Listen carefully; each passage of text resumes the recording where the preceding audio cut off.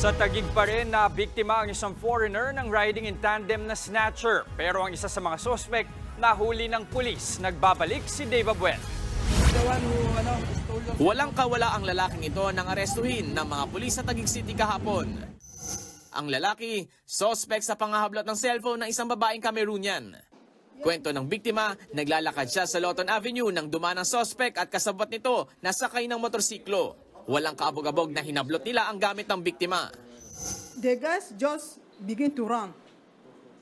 And I realized that there were two guys on the motorcycle.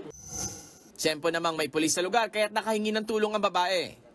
Please, I need your help. Please, I need your help. I need your help. They pick my phone. Please. And they do not wait. They just begin to follow them.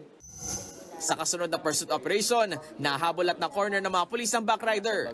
Wala na ang rider na nakatakas. Depensa ng lalaking nahuli, hindi siya, kundi ang kasama niya ang nanghablot. Ikukuha daw po kami manok. Sa Antipolo, bibenta daw po namin.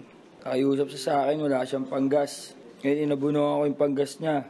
Di ko akalain ganun gagawin niya, sir. Di naman kumbinsido mga pulis sa paliwanag ni Flores. Yun ang sabi niya, pero malamang may ano na sila niyan eh. May plano na sila.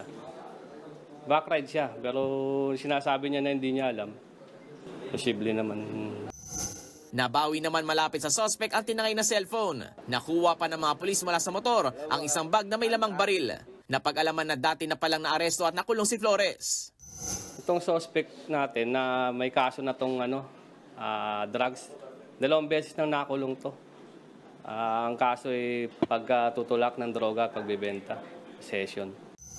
Tukoy na ang kasabot ng suspect na pinaghanap na ng mga pulis. Maharap naman sa reklamong robbery snatching at paglabag sa Comprehensive Firearms and Ammunition Regulation Act si Flores. Nagbabalita mula sa frontline, Dave Abuel, News 5. Mga kapatid, Jess De Los Santos po, huwag magpahuli sa mga umaaksyong balita at napapanahong issue sa bansa. Para sa mas malawak na balitaan, mag-subscribe at mag-follow sa social media pages ng News 5.